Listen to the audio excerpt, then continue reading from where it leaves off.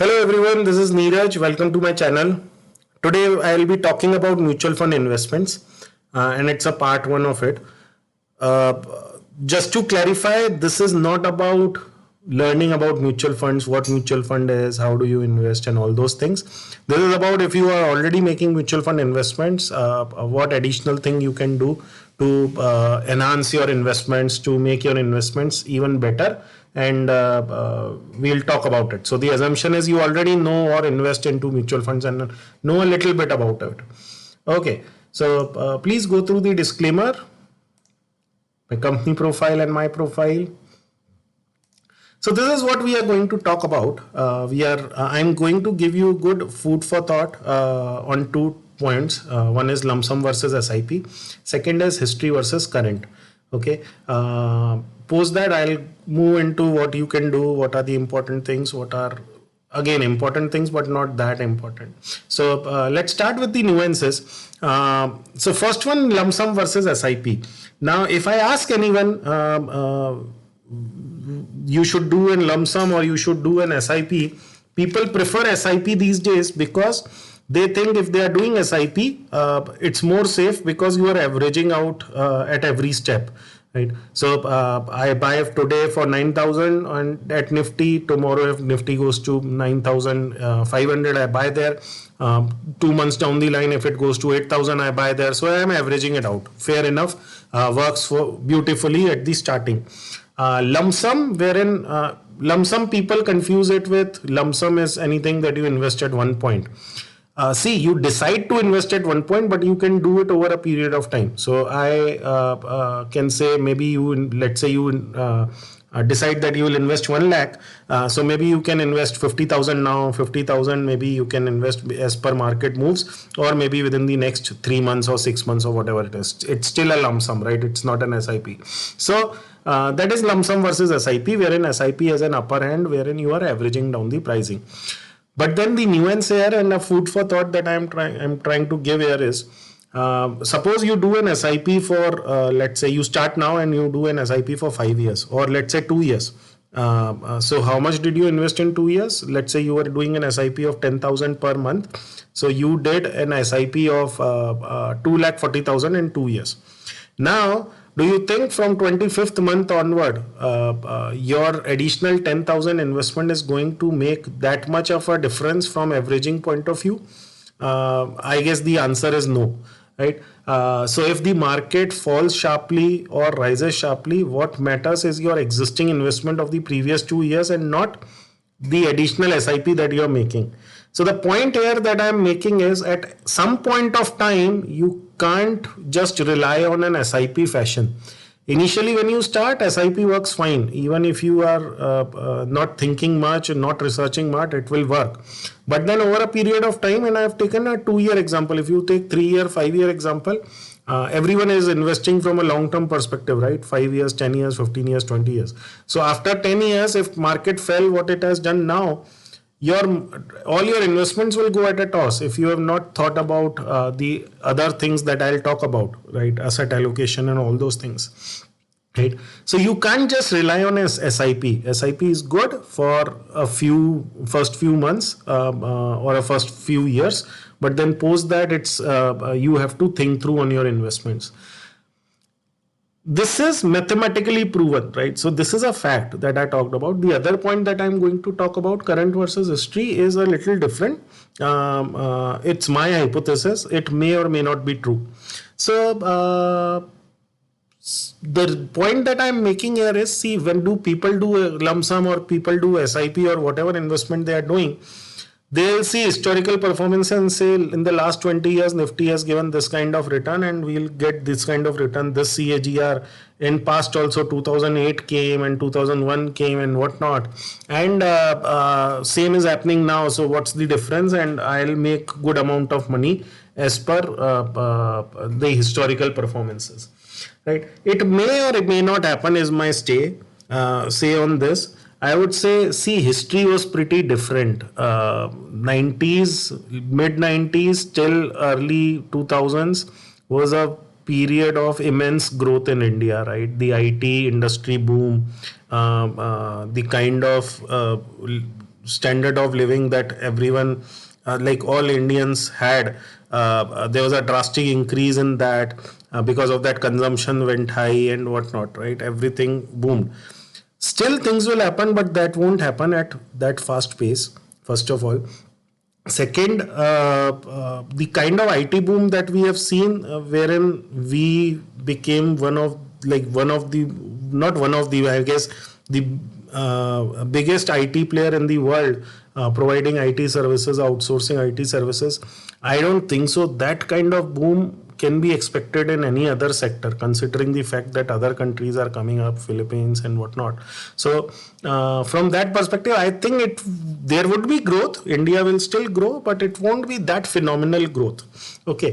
So when you, again, it's linked with my lump sum versus SIP. When you look at a 20-year SIP or a 10-year SIP, you include that period, and then your initial SIP has a lot of weightage than your current SIP value. So your initial SIP, wherein India was booming, will definitely give you very rosy pictures, right? So don't rely on them is my my advice. So that those are the nuances, but definitely stock markets and mutual fund remains the best, or one of the best asset class to invest in. So you have to invest in it, but there are some certain things that you have to take care of. So what are those important things that you need to take care of? One is, from your overall portfolio perspective, you have to do asset allocation. See, I have been reading about it, I have been hearing about it, I have been practicing it. I would say asset allocation is the most important aspect in your investment. What I mean by asset allocation is, you need to decide how much percentage will you allocate to different asset classes, which could be gold, which could be real estate, which could be equity. Within equity, it would be mutual fund, stocks. It could also be derivatives, and then debt. Within debt, there would be PPF, PF, FDs, debentures, bonds, debt mutual funds, and all, right? So you need to think about it and then decide upon it as per your risk profile. Second, you need to make slight variations to it from time to time. Like right now, I'm not saying right now it's a good investment time, but then yeah, as per my research, whenever let's say is a good investment time, at that time maybe you increase your equity allocation, right? And I'm not saying you do drastic changes wherein you had only 20% equity and you're moving to 60% equity. Maybe 20 to 30% move also will make a huge difference in your overall portfolio returns, right? So that asset allocation is very important, and you have to think about it, you have to work on it, and invest efforts to decide on it and continually keep a track of it. The second part that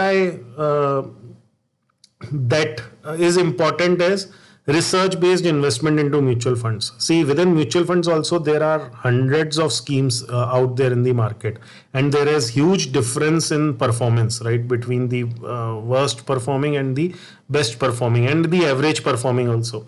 So you can't assume that whatever you will pick will be the best performing. See, that's again history versus current. When you look at history, the mutual funds that you pick is one of the best that have performed, right? But you can't assume whatever you will pick will be the best. So you will have to do the research and pick up the right categories, right mutual funds, and you have to also choose which category will you pick, right? So at this point of time, whether you should invest into large cap more or mid cap, there are small cap funds, there are thematic funds, there are sectoral funds, there are focused funds, there are value funds. These all are the kind of funds which are there in equity itself. I'm saying then there are debt mutual funds, hybrid mutual funds, and whatnot.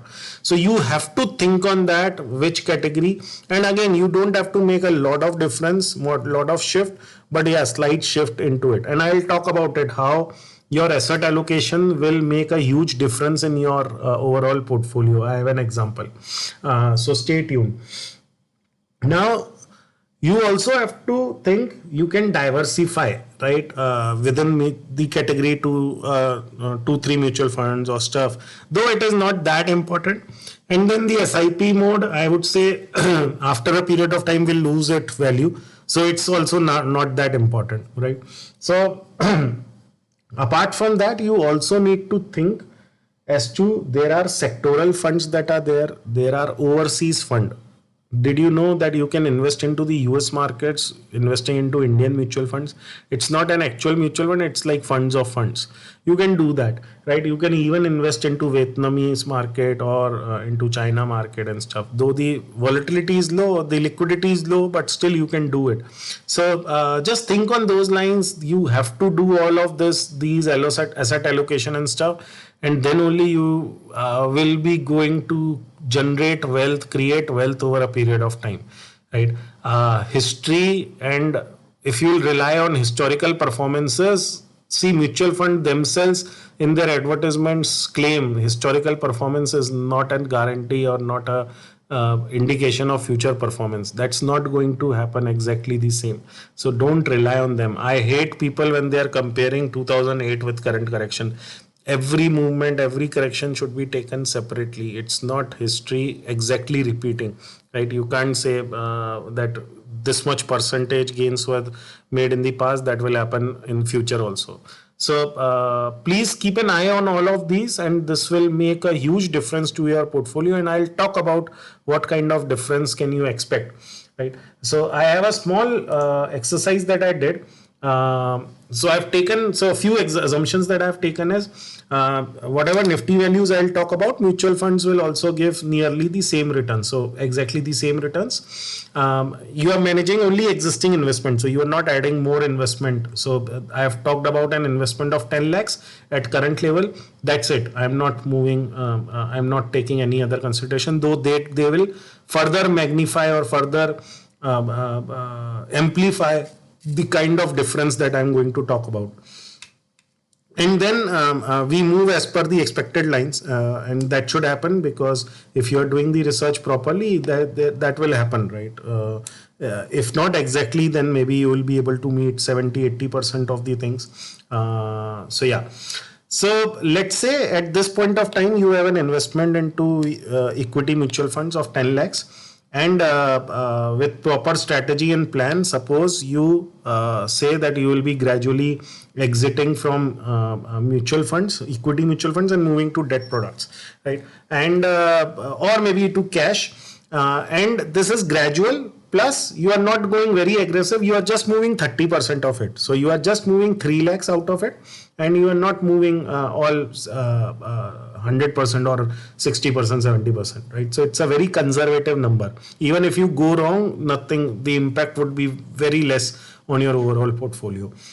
The re-entry strategy would be when market fall back at an average price of 8,000 Nifty, you enter back into this, right? So what I'm basically saying is, as per the research, it is very much expected, but then it may or may not happen. And it may also happen that instead of 8,000, it could even be 7,000 or even 6,000. I'm not scaring you, but yeah, there are possibilities, right? So suppose you do this. I have taken a conservative number of 8,000 and taken with that for like a better reflection and a better estimate.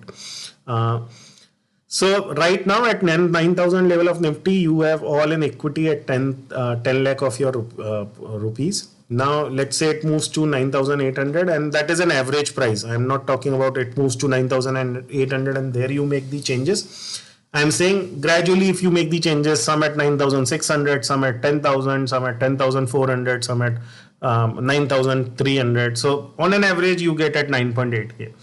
So suppose you move and then add it back at 8K levels when market reaches 8K levels. Now after this whole process, after 1 year, market reaches back to, let's say, 12K levels. As I've been seen in the past, it rebounds pretty fast. So in this period, you see first way wherein you are not making any changes, your 10 lakh will grow to 13.3 lakhs, right? And in the other example, your money will grow into 14.23 lakhs, right? That's a whopping 9% difference in performance, right? 9% difference. But I'll also agree, this kind of difference is you can generate only, and this is by a conservative approach, by the way. We have moved only 30%. We have not taken too much risk. So this kind of difference, additional return that you can generate is possible in this market, which is once in a decade opportunity. So I would assume that in future years, by researching well, picking up the right mutual fund, doing the asset allocation right, and all those things, maybe you achieve an additional alpha of 3% on your portfolio. And I'm talking about only this 10 lakhs of money, right? After 25 years, if you are able to achieve 3% additional return,